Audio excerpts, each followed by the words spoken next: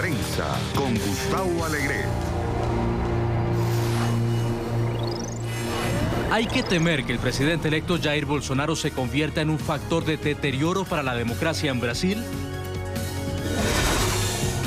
¿Recibieron los expresidentes mexicanos Felipe Calderón y Enrique Peña Nieto sobornos del Chapo Guzmán, como asegura su abogado?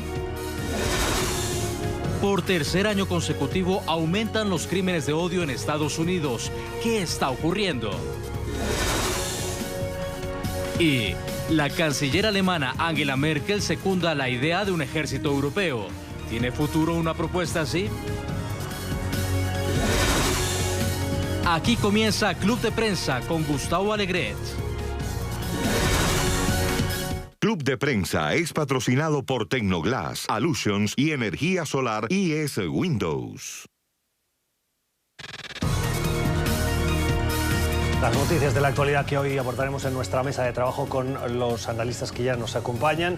A mi derecha, Juan Carlos Hidalgo, analista del Cato Institute. Juan Carlos, buenos días, bienvenido. Buenos días. Gracias por estar con nosotros. Con Rafael Bernal, periodista del portal de información especializada en política de Estados Unidos, The Hill. ¿Qué tal? Buenos días. Gracias, Rafael, por estar aquí en esta mesa de trabajo. Y con Enrique Gómez Batista, corresponsal del periódico brasileño O Globo. Enrique. ¿Cómo estás? ¿Todo bien? Muy bien, sí, buenos días. Leyendo esta mañana lo que decía o lo que le ha dicho Fernando Henrique Cardoso, que fue presidente de Brasil desde el 94 al 2002, cuando le preguntaron si la democracia brasileña está en peligro con la llegada de Jair Bolsonaro.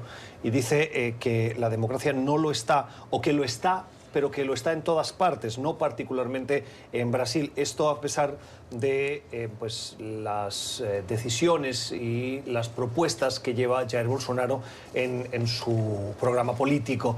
¿Coincide con Enrique Cardoso o hay que estar más preocupados particularmente por la democracia brasileña? Bueno, tenemos que ver un poco lo que está pasando en la transición en Brasil. Muchas cosas, señales dubios se pasan. Expertos dicen, por ejemplo, que es un poco temeroso la cantidad de generales o militares en el gobierno Bolsonaro. Bolsonaro ya informó que tendrás muchos militares entre sus ministros. Esto todavía ha hecho que muchos expertos en Brasil se quedaron preocupados, que puede ser un señal malo de la vuelta de los militares a poder en Brasil. Por otro lado, Bolsonaro siempre dice que va a respetar las leyes, las constituciones, o sea, como pasó un poco acá con el gobierno Trump, a señales trocados. Dice una cosa y hace otra, o sea, tenemos que acordar eso, el gobierno todavía no comenzó ya señales muy malos de cómo será su administración. Rafael. Ciertamente es un problema que es muy típico de la región. Entra un nuevo candidato con una visión muy diferente al gobierno anterior. Y la pregunta es qué tan fuertes son las instituciones. Y hay veces que las instituciones sobreviven. El caso de Trump ha sido muy claro que las instituciones americanas, que poca gente dudaba de ellas, es cierto, pero las instituciones americanas han sido bastante fuertes para contener este movimiento hacia centralizar el poder. Las instituciones brasileñas ciertamente sí son muy fuertes, pero es una dura prueba para ellas. Lo que pasa es que las instituciones de una democracia consolidada no se erosionan de la noche a la mañana. Claro. De hecho, normalmente acostumbran a resistir los fuertes embates, los golpes, si son únicos o contundentes. El peligro es el deterioro paulatino que lleva luego a decisiones que si se hubieran querido tomar en una primera instancia no se hubiera podido, pero cambias a uno, cambias a otro, tomas una decisión, modificas una corte y poco a poco vas consiguiendo lo que buscas, tal vez sin crear tanto ruido. Hemos visto que Bolsonaro, cuando decías que tiene muchos militares en su gobierno, acaba de nombrar o acaba de anunciar que nombrará a un militar en el Ministerio de Defensa. Alguien podría decir, no, pues es lo normal. No, es todo lo contrario. Lo normal es que en una democracia quien esté dirigiendo a los militares no sea un militar o un militar retirado, sino un civil. Juan Carlos. Bueno, pero es interesante porque es un militar que es asesor también del presidente de la Corte Suprema de Justicia. Bueno, cargo que no había, que fue creado en este año, ya que eso sí creó un gran ruido en Brasil, porque la Suprema Corte de Brasil nunca tuvo un asesor militar. Crearon ese año y este militar siempre fue muy cerca de Bolsonaro. Y lo más raro es que después que se nombra este asesor, el presidente de la Suprema Corte ha dicho que no más llamará el golpe militar de 64 de golpe, pero de movimiento. Sí, no, esto es un poco tenebroso. Yo, leyendo la entrevista con Cardoso, siento cierta simpatía hacia la posición en la que se encontró. No, de Cardoso. Puesto que, bueno, me puse en los zapatos de lo que pasamos en el proceso electoral en Costa Rica, en donde tuvimos una elección que, si se puede reducir al contexto de Costa Rica, fue una elección tipo Bolsonaro-Haddad, ¿verdad? Y yo me resistí hasta el último minuto a apoyar a ninguno de los dos. Claramente veía en la derecha, en Fabricio Alvarado, una mayor amenaza a la institucional costarricense que Carlos Alvarado, pero me rehusaba a apoyar a Carlos Alvarado, puesto que no estaba de acuerdo en muchas de las cosas que representaba su partido. Bueno, leyendo la entrevista de Cardoso, noto que él hace dice eso: no voy a caer en este juego del Partido de los Trabajadores de ser chantajeado, básicamente, a tener que apoyar su propuesta de gobierno.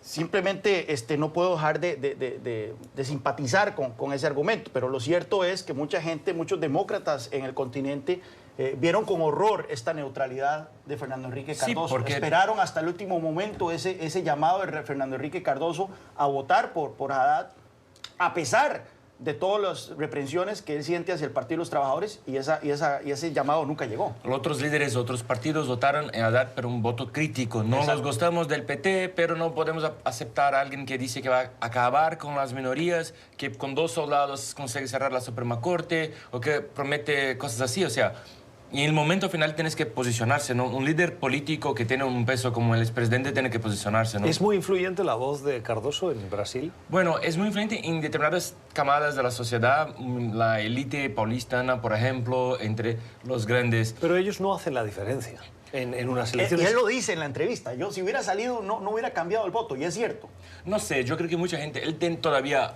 Pero viendo los resultados de las elecciones de la segunda vuelta y la diferencia que hubo entre Haddad y Bolsonaro... Fueron 13 millones de votos. Por eso, la voz de Cardoso no es tan influyente. Si fuera tan influyente, muy probablemente él hubiese investido algún candidato para presentarse a las elecciones. Pero él podría hacer como que otros líderes también hablasen con otros candidatos. El candidato de su partido en São Paulo, que ganó las elecciones, apoyó a Bolsonaro deliberadamente. O sea, eso podría crear un poco de embarazos, crear como que otros candidatos, como el candidato de su partido que ganó en Rio Grande do Sul, apoyó a Bolsonaro también. O sea, otros candidatos de su partido podrían estar más neutros. Tal vez no cambiara, pero daría un poco más de fuerza a la oposición a esas propuestas más radicales de Bolsonaro. Eso habla un poco del cansancio de los votantes. El PT, a pesar de sus problemas de sus muchos problemas y sus acusaciones de corrupción y demás, tuvieron un control casi absoluto sobre la política brasileña, porque son 15 años. En 15 años los votantes se llegan a cansar, y generalmente un partido repite los mismos buenos comportamientos y los mismos malos comportamientos. Y el PT repitió ambas cosas casi como si fuera regla. Y pasó un poquito aquí en Estados Unidos. Los votantes que votaron por Trump no estaban cansados, no pensaban que Clinton, no tuviera la capacidad para ser presidente. Seguramente, o sea, la mujer tenía los títulos y la experiencia adecuada. Pensaron que ya estaban hartos de un sistema político. Y hablo un poco a favor de la alternancia en Latinoamérica. México pasó lo mismo. Se cansaron del PRI, se fueron al PAN, se cansaron del PAN. Y bueno, ahora están con Moreno. No hay que meternos ahí. Vos mencionabas el tema de cómo las democracias mueren. Está este libro que salió recién a finales del año pasado, que se titula precisamente así. Y es que en lugar de que las democracias mueran ahora por golpes de Estado o golpes repentinos, caídas repentinas, ahora lo hacen lentamente desde adentro. Pues bueno, ya hemos visto el manual, básicamente, en América Latina. Ya sabemos cómo se comporta esto. Hay que estar atento a las señales en Brasil. Una cuestión que menciona Cardoso, que es cierto, es que el poder de la calle en Brasil sigue siendo importante. O sea, cualquier movimiento brusco por parte de Bolsonaro probablemente va a generar una reacción en la calle, la cual es un escenario peligroso para Bolsonaro, pero también los ojos van a estar sobre el Poder Judicial. Sabemos de que la captura de las instituciones necesita de una manera irremediable pasar por las Cortes. Una vez que usted captura las Cortes, básicamente ya tiene todo el sistema a su disposición. Es peligroso esas declaraciones del presidente de la Corte Suprema, aunque recordemos que de los 11 magistrados en la Corte Suprema brasileña, 8 fueron puestos por el PT, ¿no? Entonces, incluso el presidente. Incluso el presidente. Entonces, esto impacta menos en Brasil que acá. Por ejemplo, acá sabemos quiénes son los conservadores, los liberales. En Brasil no ese juez fue indicado por el partido A, B o C. No, eso no es un debate en Brasil, en verdad. Y bueno, y está el tema de este nombramiento de Sergio Moro, ¿verdad? Dentro del gabinete de Bolsonaro, que sin duda alguna es una señal también inquietante. Yo no dudo de la transparencia de Sergio Moro, pero creo que le está haciendo un flaco favor a la institucionalidad brasileña al haber aceptado este cargo. Normalmente cuando hay un juez estrella, dentro del sistema judicial o de la judicatura hay muchas envidias. Bueno, las envidias son muy típicas en muchos ámbitos profesionales, pero por la experiencia, por ejemplo, en el caso español del juez Baltasar Garzón, que se convirtió en un juez muy mediático en la lucha contra los grandes crímenes organizados, contra el terrorismo de ETA, contra el narcotráfico, que empieza a tener recelos dentro de la propia judicatura. ¿El juez Moro también tiene detractores dentro de la judicatura? Tiene, pero eso no es un gran problema, porque la justicia en Brasil es muy independiente, cada juez tiene sus competencias, esto funciona bien. Creo que esto no fue de verdad un gran problema. Hay muchos críticos a él que tal vez tenha sido más fuerte o más rápido contra las cuestiones del PT y no contra de otros partidos, aún más partidos de derecha. Hay muchas críticas por él por tener posado junto a políticos del PSDB o políticos de derecha. Ha venido acá a recibir inúmeros premios, incluso de Cato Institute. Pero, fue orador nada más. Sí, no ganó, es verdad, ganó en otras instituciones, no en Cato Institute. Pero sí, es verdad que hay un poco de críticas, pero para ahora tendrá que mostrar si es verdad todo lo que dice o no. Por ejemplo, será el superministro de Justicia de Bolsonaro, entre sus colegas que Bolsonaro indicó, a muchos indicados por corrupción. Incluso Onyx Lorenzoni, que será como el jefe de gabinete de Bolsonaro, que tiene denuncias de corrupción serísimas. Y preguntaron a ese Moro, ¿cómo estarás tú en un gobierno que tiene un jefe de gabinete que es acusado de corrupción? No, él ya se pidió disculpas, ya está todo listo. No, eso y hoy salió otra denuncia contra Onyx Lorenzoni. O sea, ¿cómo él va a se portar junto a colegas políticos que son acusados de corrupción? Ese es un punto. 2 minutos y las 10 menos cuarto en Bogotá, Lima, Quito y la costa este de Estados Unidos. Más noticias que se producen en Washington, en la Casa Blanca. Ayer conocíamos la declaración del portavoz o de la portavoz de la oficina de la primera dama de Estados Unidos, Melania Trump. La señora Stephanie Grisham dijo que hay un asesor, que es la asesora adjunta de Seguridad Nacional del presidente Trump, la señora Mira Ricardel, que no merece ya el honor de trabajar en la Casa Blanca. Unas declaraciones sorprendentes, que una oficina de la primera dama diga si una asesora de seguridad nacional del equipo del presidente Trump, muy próxima a John Bolton, que es el asesor de seguridad nacional, pueda o no, o deba o no continuar trabajando para el presidente. De momento, la Casa Blanca y el entorno del presidente no han dicho nada de manera oficial, pero el hecho de que se produzca una declaración tan contundente y tan clara no es un comentario de pasillo, es un posicionamiento público de una oficina de la primera dama, Rafael, de Estados Unidos, cuestionando si una persona debe o no continuar como parte del equipo de seguridad nacional. ¿Qué está pasando en la Casa Blanca? Mira, no es la primera vez que el ala este de la Casa Blanca, la residencia, se mete en temas de política del ala oeste, que es el área, digamos, operativa. Pero las veces anteriores han sido primeras damas como Nancy Reagan. Hillary Clinton se metió muchísimo y Hillary Clinton tenía debates con los jefes de gabinete de su esposo porque ella estaba metida en los temas de fondo. Lo interesante aquí es que nadie se lo esperaba de Melania porque no es alguien, no es conocida por su involucramiento en la política, digamos. Lo que sí está sucediendo y sí sabemos es que ha habido insultos.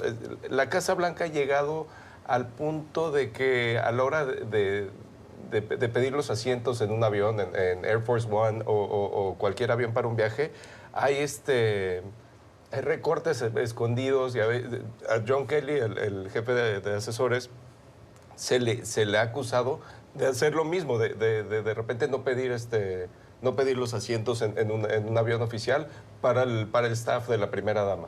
En este caso es alguien cercano a John Bolton, y lo preocupante realmente es que estamos hablando de un tema de seguridad nacional, porque si es un tema político de patadas por debajo de la mesa, bueno, pues así se las llevan, ¿no?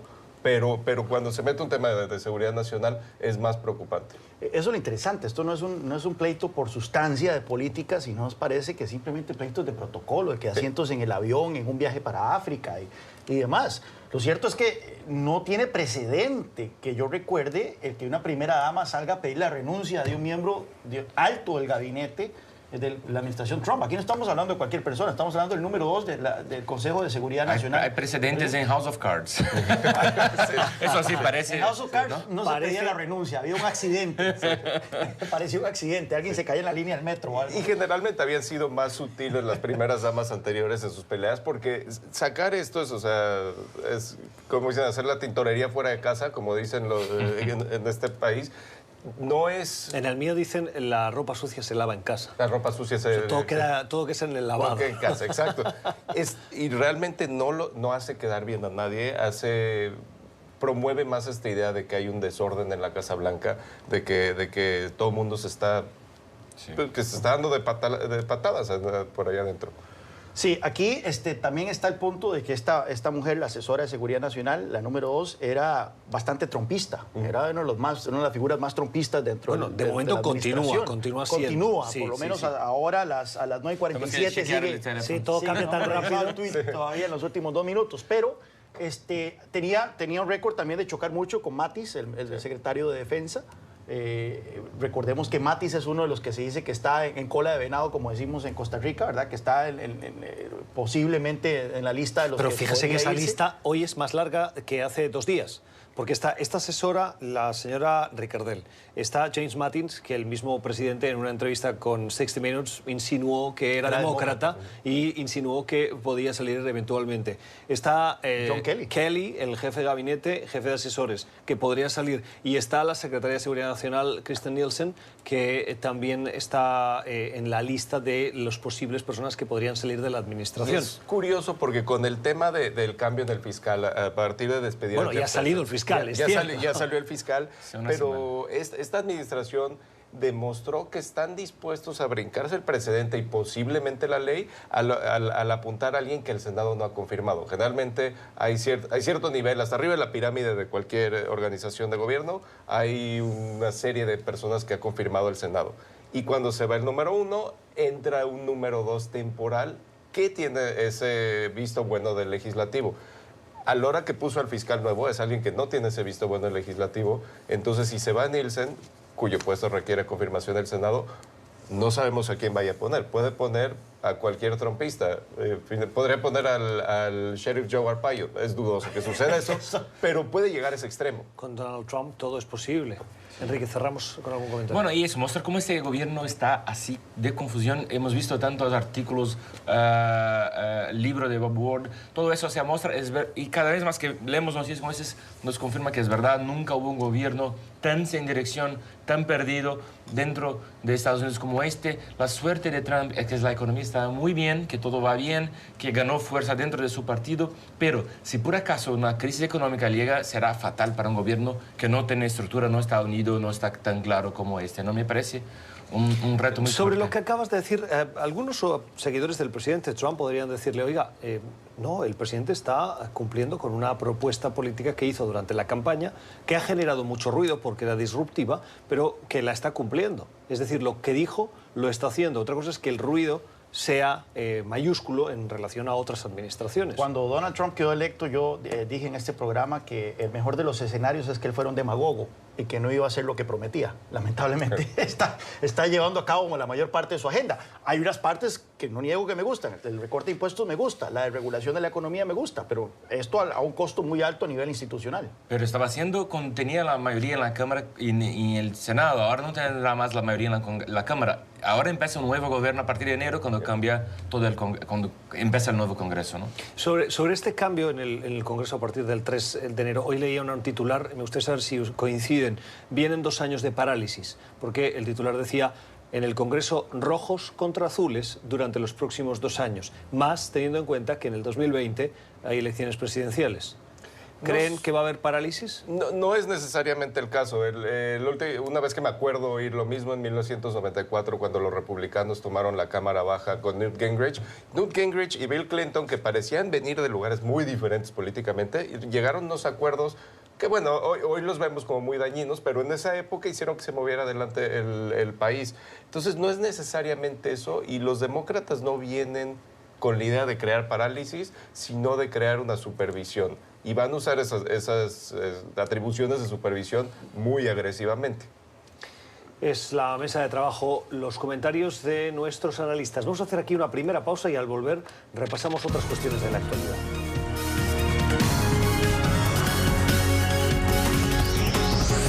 Ya regresamos con Club de Prensa.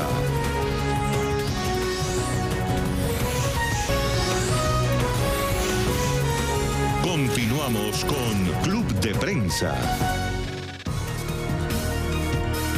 Seguimos en nuestra mesa de trabajo hoy en Club de Prensa con Juan Carlos Hidalgo, con Rafael Bernal y con Enrique Gómez Batista. Hablando sobre la actualidad, una actualidad que también nos lleva a Manhattan, en la corte, en el distrito sur de Manhattan, es donde se está llevando a cabo ese juicio contra Joaquín Lobera, o también conocido como el Chapo Guzmán. Y en las declaraciones de la primera audiencia pública de ayer que conocimos, vimos a los abogados del Chapo asegurando que personas como Enrique Peña Nieto o Felipe Calderón, que son 2 expresidentes, uno saliente y otro ya ex, recibieron plata del narcotráfico. Ambos han salido rápido a negarlo. ¿Cuál puede ser la estrategia del Chapo en este juicio? Porque por lo que vemos está untando a todo el mundo. Es una estrategia que muchos abogados de grandes narcotraficantes extraditados a Estados Unidos han usado desde los 80s, posiblemente desde antes. Los primeros casos que yo recuerdo son de los 80s. Y trata de manchar a las instituciones que metieron a su cliente al sistema judicial. Y tratan de, a través de eso, manchar la extradición, el arresto. Algo que me hace ruido un poco. Dice, bueno, porque detuvieron a mi cliente, el flujo de drogas no ha parado. Bueno, los cárteles están diseñados para eso, están diseñados... O sea, esto te habla de que la política de decapitar al crimen organizado siempre ha sido una política fallida, que por cierto es una política que empezó en Estados Unidos y fue exportada explícitamente a Latinoamérica, pero todo mundo sabe que por eso tienen tenientes los capos, porque si no el cártel no funciona como tal. Y además eso asegura la vida del capo. Sí, pero me planteaba, manchar o poner en duda la extradición no hace que las penas, las pruebas que tienen contra Joaquín el Chapo Guzmán sean menores o menos relevantes. Es decir, la estrategia tendría que buscar desacreditar a las acusaciones, pero extender la sombra de la duda sobre quién ha recibido mordidas o dinero del narcotráfico no hace que las penas a las que se enfrente Joaquín el Chapo Guzmán, que pueden ser de cadena perpetua, vayan a variar mucho.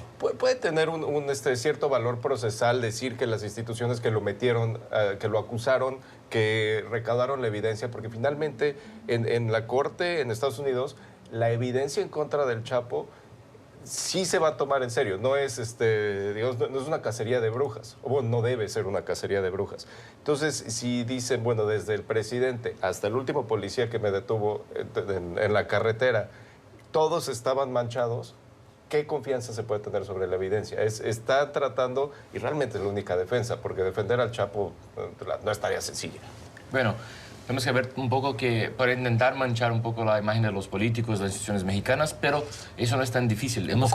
Tenemos que acordar que él consiguió huirse de las cadenas de más seguridad en México. O sea, todo eso crea un ambiente favorable que las personas creen que es posible que políticos importantes tengan recibido dinero del tráfico. Sí, bueno, se sabe que el cartel de Sinaloa era uno de los carteles que más, o era el cartel que más invertía en comprar conciencias, desde corromper desde la policía hasta altos funcionarios en el gobierno mexicano.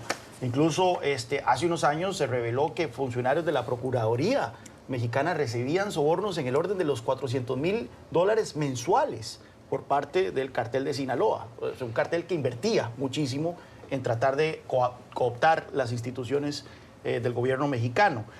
Hay investigaciones de este académico Buscaglia del ITAM que señaló en su momento de que a pesar de que el cartel de Sinaloa era el que transportaba más de la mitad de la droga de México hacia Estados Unidos, el nivel de aprehensiones, esto fue antes, por supuesto, desde la llegada de Felipe Calderón al poder, el nivel de aprehensiones afectaba mayormente a los rivales del cartel de Sinaloa y no al cartel de Sinaloa. Entonces, por supuesto que se presta para especulaciones, pero lo cierto es que el Chapo Guzmán fue eventualmente capturado 2 veces. El argumento de la defensa de que el Chapo Guzmán no era el líder del cartel de Sinaloa, sino el Mayo Zambada, que se sabe que era su lugarteniente, y que el Chapo Guzmán no era nadie, supuestamente, dentro del cartel de Sinaloa, no se sostiene ante los 2 escapes que tuvo en su momento, uno en los años 90 y el más espectacular de todos, el que tuvo durante la presidencia de Enrique Peña Nieto. Y ese tema que tocas de Calderón, Calderón soltó al ejército en contra de todos los cárteles, y generalmente, bueno, no se reconoce como una estrategia que haya rendido frutos muy positivos, pero ciertamente es difícil pensar que un presidente que estaba a cuenta del Chapo le soltó al ejército al cártel de Sinaloa. Pero Rafael, me decías antes, decapitar a una organización narcotraficante no es una estrategia que haya dado resultado si nos fijamos desde el punto de vista histórico, y que puede tener más voluntad mediática de que se está haciendo algo para acabar con el narcotráfico que simplemente no hacer nada o detener a los mandos intermedios. Soltar al ejército tampoco es una solución. Las policías locales de estados como Sinaloa se han resultado también muy poco efectivas. ¿Cuál es la estrategia acá entonces? Bueno, realmente aquí vemos este concepto de guerra en contra de las drogas. Ir a la guerra en contra de un concepto generalmente no ha tenido mucho éxito. El caso colombiano, por ejemplo, es diferente por cómo estaban coaligados los narcotraficantes con la guerrilla. Sí había una guerra que pelear ahí. Por eso el uso de fuerzas militares tuvo éxito y trataron de replicar este caso en México, pero no existía esa guerrilla, no había una fuerza militar contra la cual ir. Entonces, ¿cuál es la solución? Mira, si te puedo decir la solución del narcotráfico, te voy a cobrar muy cara la consulta. Bueno, pero hay que tener claro una cosa. En este momento la producción de cocaína en Colombia está en su momento más alto en la historia. O sea, hubo una caída producto del Plan Colombia y de todo, pero rápidamente esa caída se compensó con aumentos en la producción en Perú. Y ahora hemos visto que otra vez Colombia está produciendo más cocaína que nunca en la historia. Hay informes del gobierno federal de Estados Unidos que analizaron por un lapso, creo que fue de 2 años, las decapitaciones en México, no de personas en la guerra contra las drogas, sino de jefes de carteles, y los flujos de droga a Estados Unidos. Y ahí tengo la conclusión, yo guardada, dice, no hay un efecto discernible, ni al alza ni a la baja, en los flujos de drogas hacia Estados Unidos producto de la captura de líderes de organizaciones criminales en México. Ese es casi que el quote exacto de ese informe, porque lo he citado miles de veces en presentaciones. Así que, a todas luces, no está funcionando. Basta ver otro indicador, el precio de la cocaína en Estados Unidos. O sea, sabemos que el precio es un reflejo de la oferta y demanda. Pues bueno, el precio de la cocaína en este momento se encuentra en su punto más bajo en 30 años, lo cual indica que la droga sigue fluyendo a Estados Unidos sin ningún problema. Y bueno, tenemos que ver un poco eso. La historia muestra cuando ese país intentó prohibir la venta de bebidas alcohólicas, no funcionó hasta que se legalizaron. Hemos visto, por ejemplo, que en Europa, donde se consume también cocaína, no hay tantos problemas de tráfico o de muertes o de carteles. O sea, expertos cada vez más dicen que tal vez el mejor camino será abandonar la guerra y pensar en una manera de legalizar o controlar esto como un tema de salud pública, no como un tema de seguridad. Fíjese, esto puede ser un cambio importante, que no es sencillo. para hacerlo, ¿no? Ahora bien, y no es que la captura de los líderes criminales tenga un efecto inocuo sobre la dinámica del tráfico de drogas. No, puede Tiene incrementar la consecuencias, violencia. que es la violencia. Y más bien, este año está destinado a ser el año más violento en la historia reciente de México y es producto precisamente de la captura del Chapo Guzmán. Claro. Que mucha gente en México incluso temía que el Chapo eventualmente fuera capturado porque se sabía que eso iba a generar guerras intestinas dentro del cartel de Sinaloa y entre los carteles tratando de capturar y aprovechar el momento. Lo que pasa de es que ya guerra lo decía Julio César, divide y vencerás. A lo mejor decapitando sí es un primer paso para hacerlos menos fuertes y... más violentos, se hacen más violentos. Sí, el caso del cártel del Golfo y los Zetas es un caso académico perfecto.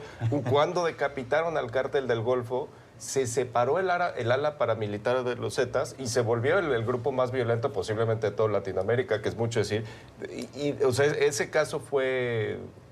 simplemente no funcionó. Ahora, lo que tú decías, interesante, México está moviéndose rápidamente hacia legalizar el uso lúdico de la marihuana, porque la senadora Olga Sánchez Cordero, ex ministra de la Suprema Corte, pronto a ser secretaria de Gobernación, que es la posición más poderosa del gobierno interno después del presidente, totalmente favorece el uso lúdico de la marihuana. Sí, al respecto tengo que hacer una pausa comercial, pero la semana pasada me hacía gracia leer que Canadá, que ha dado un paso para la legalización del consumo de marihuana, el consumo personal, había agotado las existencias y el objetivo era sacar la marihuana del mercado negro para legalizarla y garantizar los ingresos al Estado y que fuera una cuestión regulada, y el consumo ha sido tan alto que los dispensarios regulados se han quedado sin marihuana y que han vuelto al mercado negro. Por lo tanto, buscando el efecto no lo han conseguido, pero sí se ha incrementado el consumo en el país. Seguramente Canadá hoy es más feliz. Vamos a hacer una pausa y volvemos con nuevos temas después de la publicidad. Y ahí me encanta. Ya regresamos con Club de Prensa.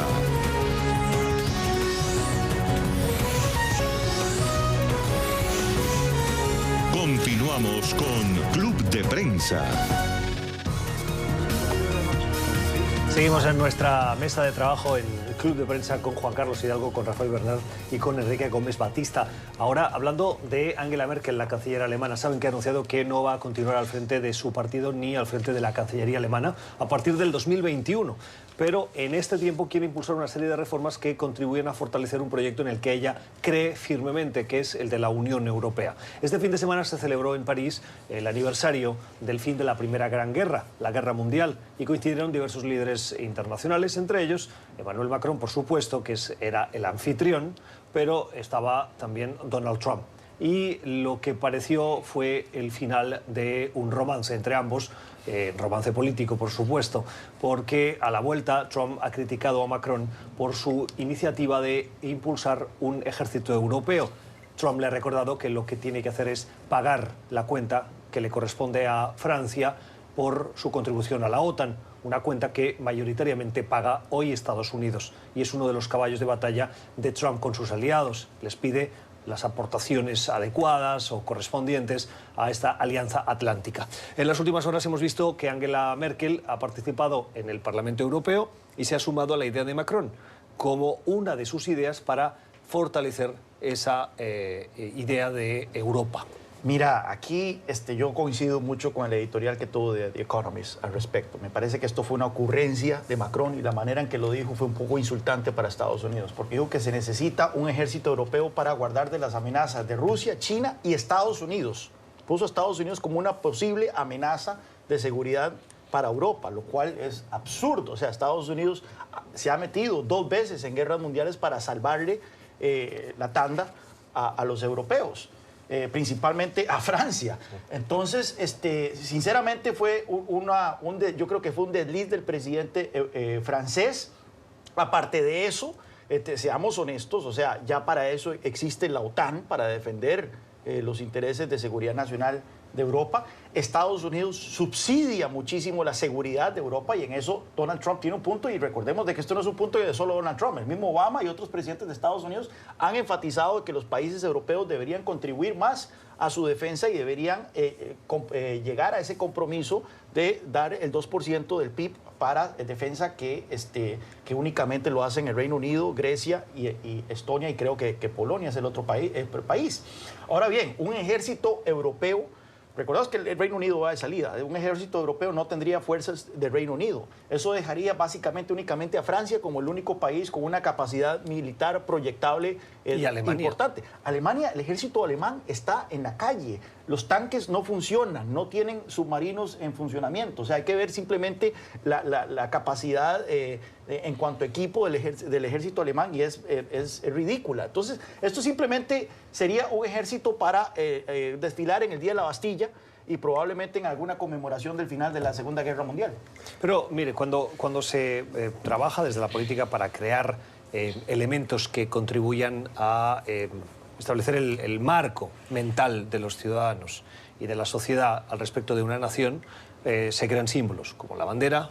En Estados Unidos está la presidencia, la moneda, las policías, que son policías nacionales.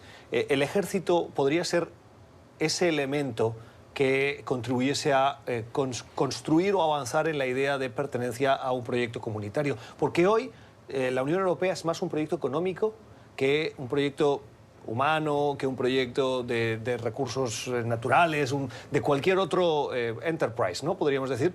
Y no existe política fiscal, lo hemos dicho muchas veces en este programa, pero tampoco hay ese cuerpo que agrupe de manera unitaria y bajo la bandera de la Unión Europea a un cuerpo militar para tareas humanitarias. Esa es la discusión que hay que tener, pero precisamente fue estas ambiciones federalistas lo que llevó al Reino Unido a salirse de la Unión Europea. El Reino Unido estaba a favor de una Unión Europea que fuera una gran área de libre comercio, pero en el momento en que se empieza a hablar ya de un proyecto político, de un ever closer union, una unión cada vez más cercana, entonces ya vamos a ver. ¿La Unión Europea es entonces un proyecto económico y no político? Pero justamente en ese tema es difícil internamente, pensando en los orígenes de la Unión Europea. Es una organización multinacional con una vocación francamente pacifista. O sea, finalmente la Unión Europea de paz. Sí, se creó para que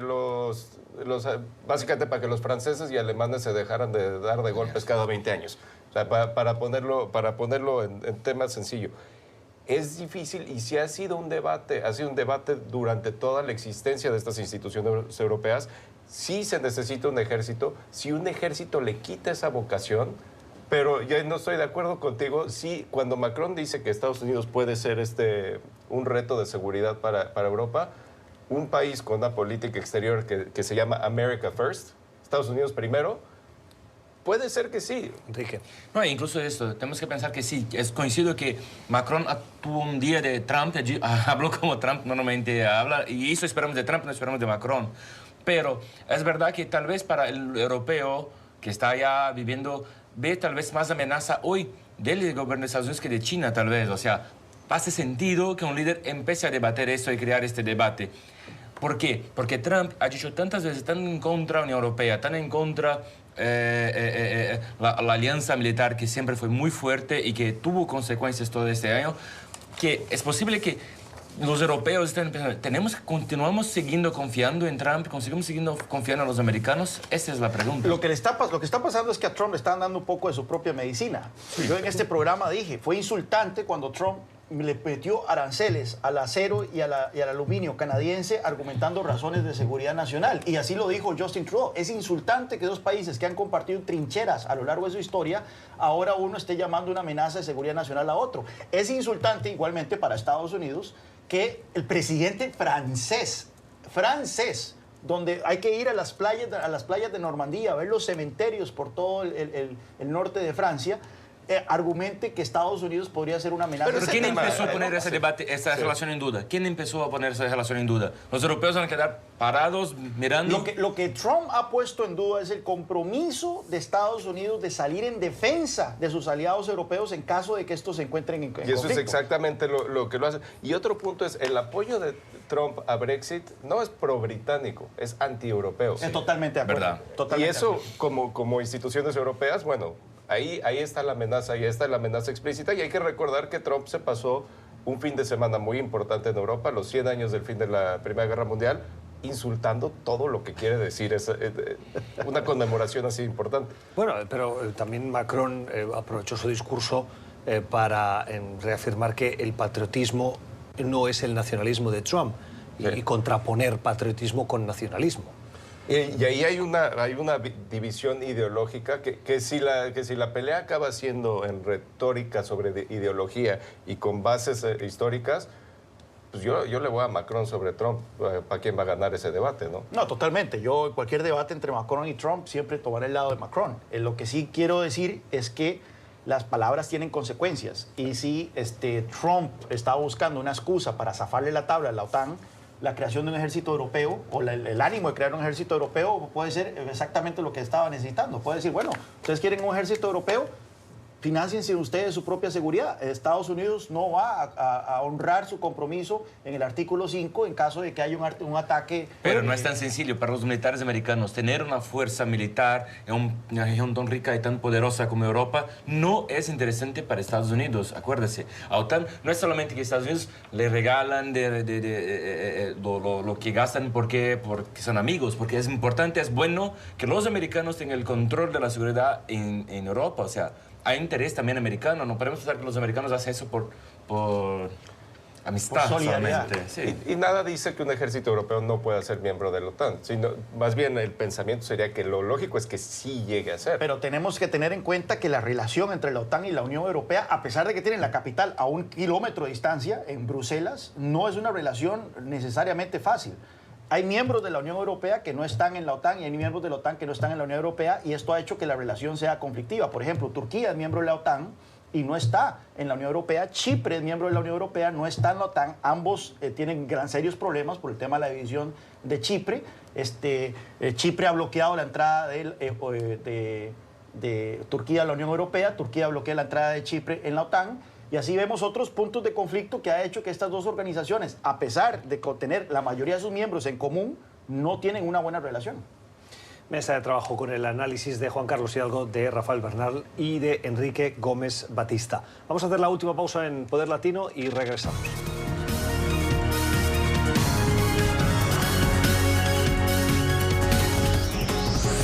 Ya regresamos con Club de Prensa.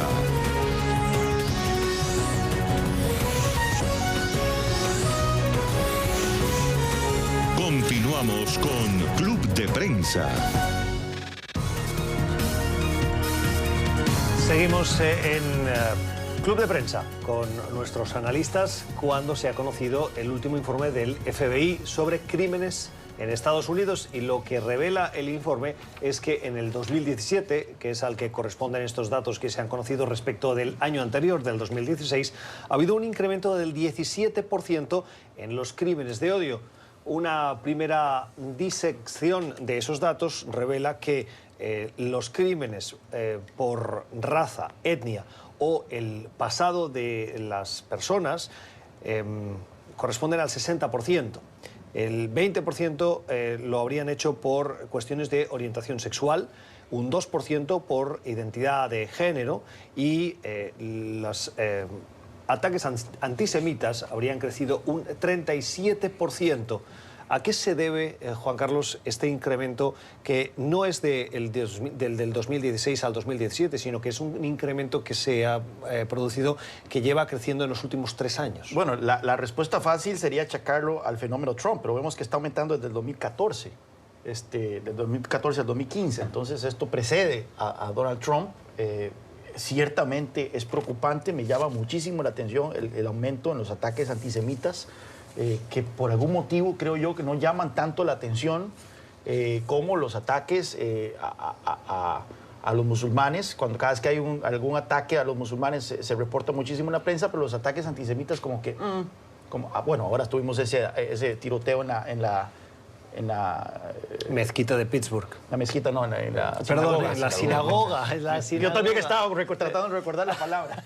En la sinagoga de Pittsburgh, que sí, ahí sí hubo entonces como un reconocimiento de que tenemos un serio problema, no solo en Estados Unidos, sino también que lo vemos en Europa, en donde el antisemitismo está creciendo de una manera muy preocupante, y creo que es algo que deberíamos tener una conversación mucho más profunda de cuáles son las causas de ese odio hacia los judíos. Bueno, sí, es verdad que tal vez no podemos acreditar todo a Trump, pero es verdad que coincide el crecimiento desde 2015 con el crecimiento del radicalismo en Estados Unidos, desde Tea Party, de otros momentos. O sea, Trump tal vez... Pero el Tea Party no es del 2014. No, pero el movimiento que creó todo eso se empezó, o sea, el movimiento de odio a lo otro, el de radicalismo, empezó más o menos por 2015 en Estados Unidos.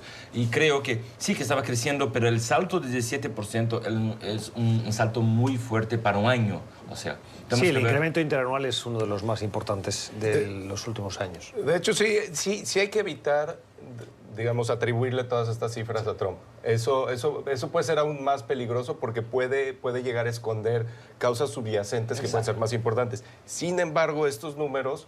¿Cuáles serían esas causas? Acabe si quiere la idea, pero no quiero dejar de preguntarle por las causas. Estos números sí le apuntan muy claramente a Trump, porque él en junio del 2015 fue el día que dio su discurso de apertura de campaña, en el que dijo que los mexicanos eran violadores, asesinos, traían delincuencia. Ahí sí el alza en delitos en contra de hispanos, bueno, no hay que decir que es su culpa y no hay que esconder otras potenciales causas, pero sí coincide con el inicio de su discurso, con que abrió la caja de Pandora. O sea, que ha contribuido a su discurso, pero que no es el único, ni tal vez el determinante. Ciertamente abrió la caja de Pandora en el sentido que hizo posible hablar de la manera que él hablaba en público.